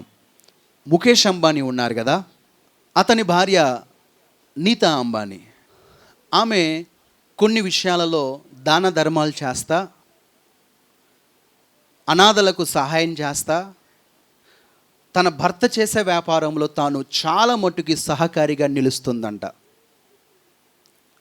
వింటున్నారా? తాను ఇప్పుడు 60 సంవత్సరాల వయసు అయినా 40 సంవత్సరాలు 30 సంవత్సరాల వ్యక్తిగా కనబడుతుంది. వాళ్ళ రహస్యాలు వాళ్ళకుంటే, వాళ్ళ యొక్క లైఫ్ స్టైల్ వాళ్ళకు ఉంటుంది, ధనవంతులు కాబట్టి. కానీ తన భర్త అంత గొప్పవాడు కావడానికి గల కారణం తన భార్య యొక్క మంచితనమే. అలాగే ఆమెను గురించినటువంటి కొన్ని చెడ్డ విషయాలు కూడా బయటకు వస్తూ ఉంటాయి. అవి మనకు అవసరం లేదు. అంతేనే కాదా? హల్లెలూయా, స్తోత్రం. అలాగే నా ప్రేమ దేవుని బిడ్డలారా, ఇంకొక విషయాన్ని మనం గమనిద్దాం. 4వ విషయం ఏంటంటే, కుటుంబంలో ఉన్న భర్త తప్పును తనపై వేసుకున్నట్లుగానే మీరు కూడా మీ భర్తల కొరకు ప్రార్థన చేసి దేవుణ్ణి వేడుకోవాలి. పోతే భర్త నువ్వు ఇంకెప్పటికీ పొందలేవు. భర్తను నువ్వు వెధవరాలుగా మిగిలిపోతావు. ఉన్న భర్తను నువ్వు మారు మనసు కలిగేలాగా, అతడు మార్పు చెందే విధంగా దేవుని కాళ్ళు పట్టుకుంటే తప్పకుండా నువ్వు మార్చుకోగలవు. అన్యులు ఏమంటారంటే, స్త్రీకి లేకపోతే ఒక తల్లికి లేదా భార్యకు భూదేవికి ఉన్నంత ఓర్పు సహనం ఉంటుందంటారు. అంటే భూమి ఎంత బరువులు మోస్తుంది అంత సహనం ఒక తల్లికి ఉంటుందంటారు. నీకు ఆ సహనం లేకుండా ఊరికనే నువ్వు గయ్యాలి భార్యలాగా ఉన్నావు అంటే కారణం నీలో ఓర్పు సహనం నశించిందేమో. కారణం ఏదైనా కావచ్చు. నువ్వు అలా ఉండడం వల్ల నీ కుటుంబానికి నష్టమే కానీ మేలేమీ జరగదు. దాని కొరకు నువ్వేం చేయాలి అంటే, నాకు శాంతి దయచేయండి, సమాధానం దయచేయండి, నెమ్మది దయచేయండి ప్రభువా. దేన్నైనా భరించగలిగి, దేన్నైనా సహించగలిగి, దేన్నైనా నేను మార్చగలగడానికి ప్రయత్నం చేసే జ్ఞానాన్ని ఇవ్వి తప్ప విరుచుకుపడే స్వభావాన్ని తీసివేయి తండ్రి అని నువ్వు ప్రార్థన చేస్తే, నీ విసుగుదలకు, నీ టెన్షన్స్కి కావలసినంత సమాధానం, నెమ్మది ప్రభు దగ్గర నుంచి దేవుడు నీకు పంపిస్తాడు. హల్లెలూయా, హల్లెలూయా. అలాగే కొన్ని పాపాలు చేయకుండా దేవుడే దావీదును ఆపేశాడు. అర్థమవుతుందా? మనల్ని కూడా దేవుడే ఆపేస్తాడు. దావీదు ఒకవేళ నాబాలును చంపి ఉంటే అదొక పాపమే, నరహత్య పాపమే. దావీదు వంశంలో ఎవరు, నాబాలు వంశంలో ఒక్కడు బతకడని చెప్పిన వ్యక్తి అందరిని చంపేసేవాడు. కానీ ఆ హత్యాకాండ అక్కడ జరగకుండా ఉండడానికి కారణం ఎవరు? అబిగయేలు. అబిగయేలుకు ఆ మనుషును ఇచ్చి దేవుడే ఆ పాపం చేయకుండా ఆపేశాడు అని చెప్పి దావీదు చెప్తున్నాడు. దేవునికి మహిమ కలుగునుగాక. 32వ వచనం చదవండి, ముగించుకుందాం. 32వ వచనం. అందుకు దావీదు, నాకు ఎదురు పడుటకై నిన్ను పంపిన ఇశ్రాయేలుల దేవుడైన యెహోవాకు స్తోత్రం, స్తోత్రం, స్తోత్రం. నీవు పాపము చేయకుండా, నీ అడుగులు తడబడకుండా, వెళ్ళకూడని చోట్లకు నువ్వు వెళ్ళకుండా, నువ్వు చేయకుండా దేవుడు తన దూతను నీకు ఎదురుగా పంపిస్తే నువ్వు ఆగిపోతావు. వద్దు, ఈ పని నీకు మంచిది కాదు అని ప్రభు నిన్ను అడ్డగించినప్పుడు నువ్వు వెనకకు తిరిగితే నువ్వెంత దీవెన పొందుకుంటావో. బిలాముకు కూడా దేవుడు దూతను పంపించి చెప్తూ ఉన్నాడు, నువ్వు వెళ్ళడం మంచిది కాదు, నువ్వు శపించేది ఎవరిని అనుకుంటున్నావు? ఇశ్రాయేలుని, ఏర్పరచబడిన జనాంగాన్ని నువ్వు శపించడానికి వెళుతున్నావు. జాగ్రత్త, జాగ్రత్త. నువ్వు శపించడానికి వీలు లేదు, నువ్వు దీవించడానికే తప్ప నువ్వు శపించకూడదు అంటూ దేవుడు తన దూతను పంపినప్పుడు ఒక మూర్ఖంగా ప్రవర్తించి ఏం చేశాడు అతను? ఎవరతను? బిలాము. చెప్పండి గట్టిగా, ఎవరు? బిలాము. చివరికి దేవుడు గాడిదకు కూడా నోరు ఇచ్చేసాడు. గాడిద అంటుంది, నన్ను ఎందుకు కొట్టావు? ముమ్మారులు నన్ను కొట్టావు కదా. బుద్ధి లేని వాళ్ళని గాడిద అనటం కాదు, గాడిదే బుద్ధి కలిగి మాట్లాడుతూ ఉంది. గాడిద మీద కూర్చున్న వ్యక్తి బుద్ధి లేని వాడై దేవునికి విరోధంగా ఉన్నాడు. నా ప్రియమైన సహోదరులారా, దేవుడు కొన్ని పాపములు మనం చేయకుండా అడ్డగించగలడు. హల్లెలూయా. మనమందరం కోరుకోవాలి దేవుణ్ణి, ప్రభువా నేనే పాపము చేయకుండా నీవు నాకు అడ్డగించు నాయనా.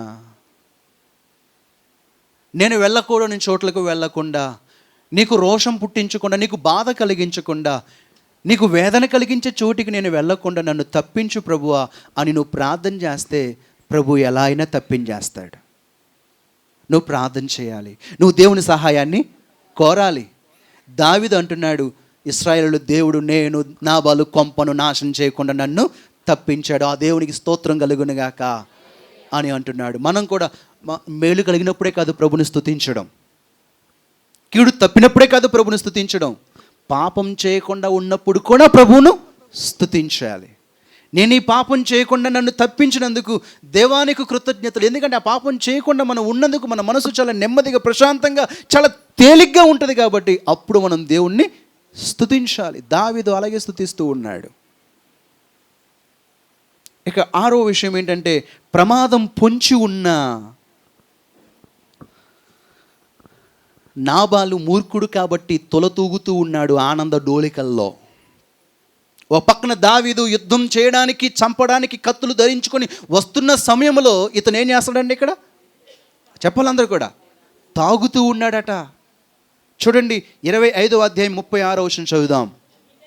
అబీగయలు తిరిగి నాబాలు నొద్దకు రాగా, నాబాలు రాజులు విందు చేసినట్లు అతడు ఇంటిలో విందు చేసి త్రాగుచు బహు సంతోషించుచు మత్తుగా ఉండెను గనుక ఆమె తెల్లారి వరకు అతనితో కొద్ది గొప్ప ఏమి మాట్లాడకుండా.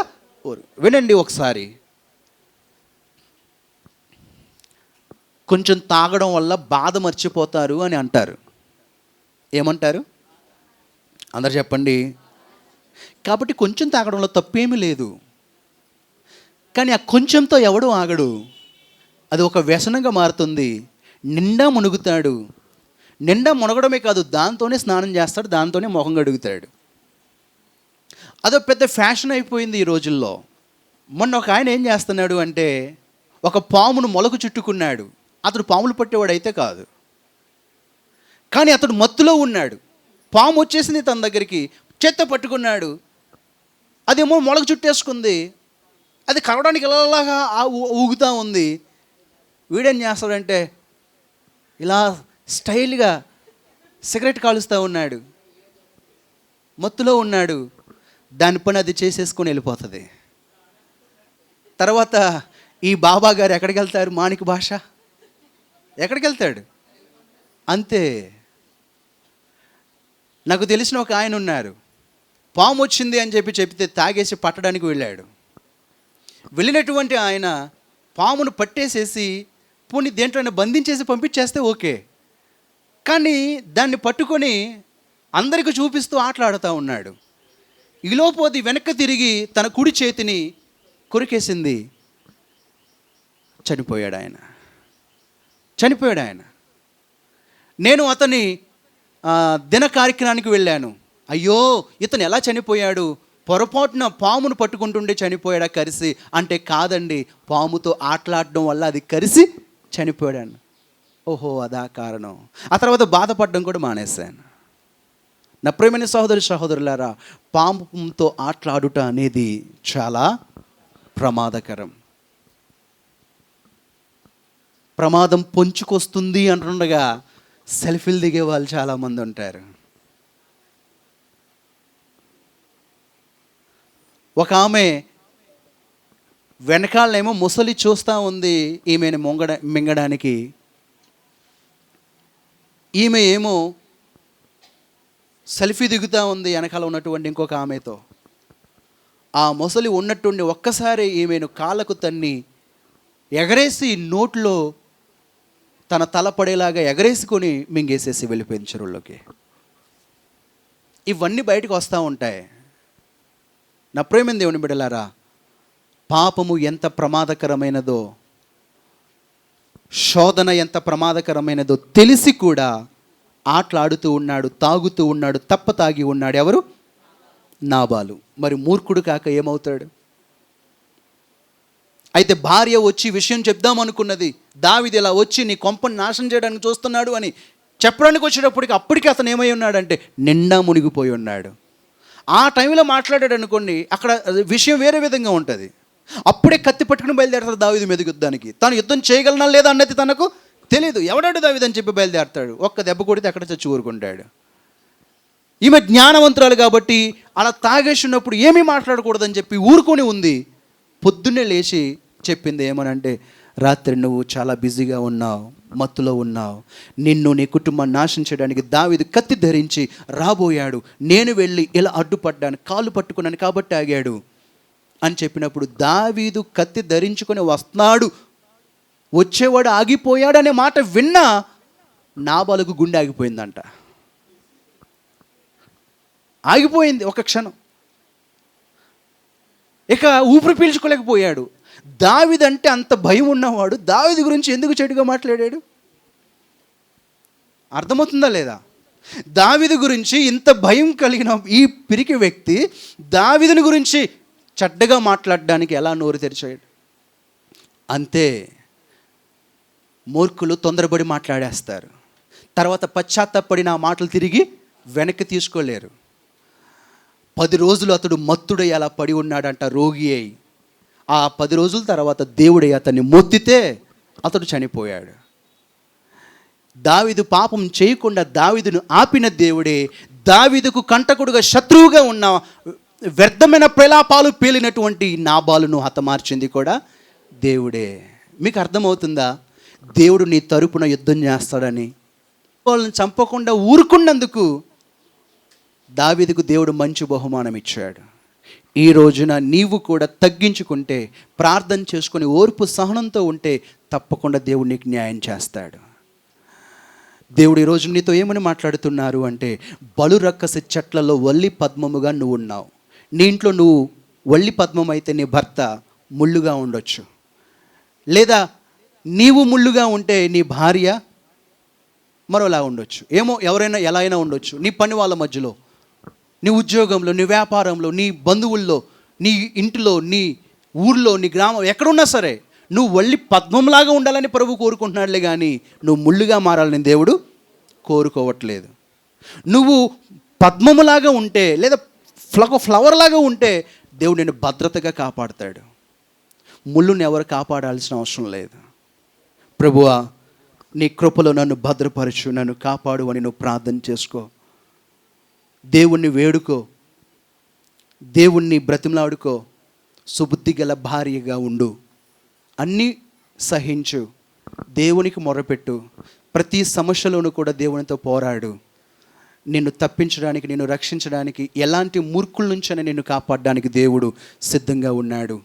బలు రక్కసి చెట్ల మధ్యలో, ముళ్ళ పొదల్లో నేను ఉన్నాను, ముళ్ళ మధ్యలో నేను ఉన్నాను, ముళ్ళ తోటలో నేను ఉన్నాను, అయ్యో నేను ఎలా బతకగలను అని నువ్వు అనుకోకర్లొద్దు. యేసుక్రీస్తు ప్రభువారు ఈ భూమి మీద పుట్టినప్పుడు ఆయన కూడా అలాగే ఉన్నారు. అయితే ఆయన తన నీతిని కాపాడుకున్నారు, లోకానికి రక్షణ అందించారు. నీవు కూడా నీ నీతిని కాపాడుకో, లోకానికి నీ సువాసనను, నీ మధురమును అందించు. దేవుడు నిన్ను నన్ను బలురక్కసి చెట్లలో ఒక పువ్వును కాపాడినట్లుగా మనల్ని కాపాడునుగాక. సంఘం ఎవరు? వల్లి పద్మం. లోకం ఎవరు? బలురక్కసి చెట్లు. నిన్ను నన్ను కాపాడేది ఎవరు? దేవుడే. మూర్ఖుల నుండి దేవుడు మనల్ని కాపాడునుగాక. దేవుడి వాక్యాన్ని మీ కొరకు దీవించునుగాక. ఇశ్రాయేలు స్తుతులపై ఆసీనుడైన దేవుడవు తండ్రి, అయ్యా నా తండ్రి, నీకు గాక మరి మేము దేనిని స్తుతించలేము తండ్రి. నిజముగా ఇంతవరకు ఆరాధన ద్వారా మీరు మహిమ పొంది ఉన్నారు, మీకు స్తోత్రములు యేసయ్యా. నిజముగా తండ్రి, ఎడారి వంటి మా జీవితము తండ్రి, నా యేసయ్య, మేము తెలియక తెలిసి కూడా ఎడారి లాంటి మా జీవితాల్లో నా యేసయ్య మీరు సెలయేరులా ప్రవహించి ప్రభువా నాయన నీ వాక్యము చేత మమ్మల్ని బలపరిచి ఉన్నారు. మీకు స్తోత్రములు ప్రభా. నీ వాక్యం మమ్మల్ని జీవింపచేసేది ప్రభా. నీ వాక్యమే మమ్మల్ని బ్రతికించేది, జీవజలమై ఉన్నది, జీవాహారమై ఉన్నది తండ్రి. శరీరానుసారమైన భోజనం మేము తిని తండ్రి నా యేసయ్య దానిని ప్రభా బహిర్భూమిలో విడిచేదే కానీ ప్రభా నీ వాక్యమైతే మమ్మల్ని నాయన ఇదిగో అతను యుగ యుగములు జీవింపచేసేది నీ వాక్యమే ప్రభా. ఆదరణకర్తను మా కొరకు మీరు పంపమని అడుగుచున్నాము తండ్రి. ఈ యొక్క ఆరాధన తండ్రి అయ్యా ఇదిగోన తండ్రి మొదలు నుండి చివరి వరకు మీ కృపయు మీ సమాధానం మీ సన్నిధి మాతో కూడా ఉంచమని మిమ్మల్ని బ్రతిమాలుకొనొచ్చు. మీ దాసుని మీ ఆత్మతో నింపి నడిపించమని యేసుక్రీస్తు మహాపరిశుద్ధ నామములో అడిగి వేడుకొని ప్రార్థిస్తున్నాను తండ్రి. ఆమేన్.